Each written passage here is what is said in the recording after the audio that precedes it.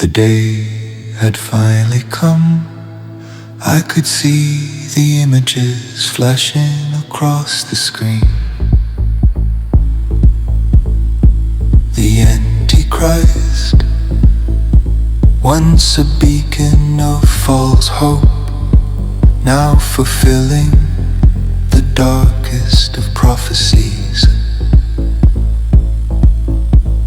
He marched with American tanks and weapons, a relentless tide of steel and fire, spilling into the lands that lay in shadows beneath Russia's looming power. I remembered how Russia had warned, their voices stern and unyielding, commanding respect for their sovereignty, but those warnings were ignored. And today they retaliated with a ferocity that matched the threat against them. The skies seemed to split open as China joined the fray, an ally in arms against this invasion. The streets outside my window were chaos incarnate. People ran screaming, clawing at each other in their desperation to find shelter from the imminent doom.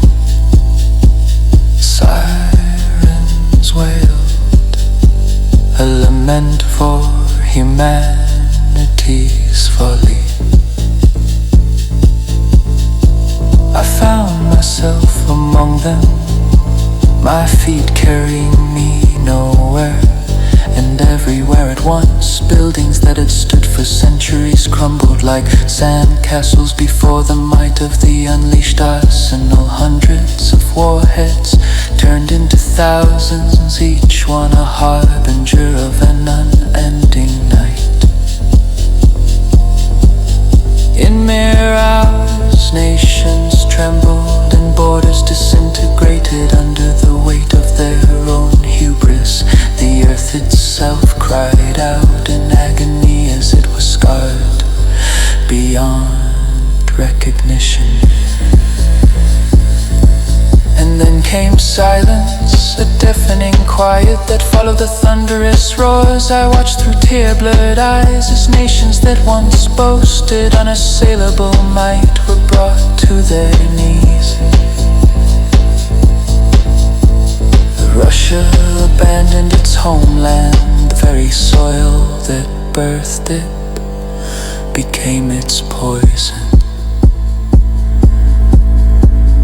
5 months passed in a blur of grey winter and ash-laden skies before China followed suit. Its vast lands, rich with history and culture, were now barren wastelands where no life could take root.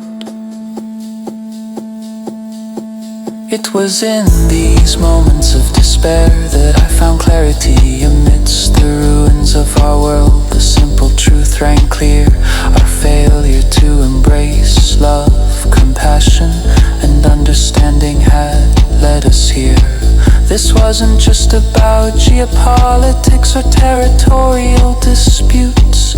It was about our collective soul's direction. I sank to my knees amidst the rubble of what was once a bustling street corner, my voice barely above a whisper amid the stillness. Let us repent, I pleaded to any who would listen. Let's turn back from this precipice before there's nothing left to say.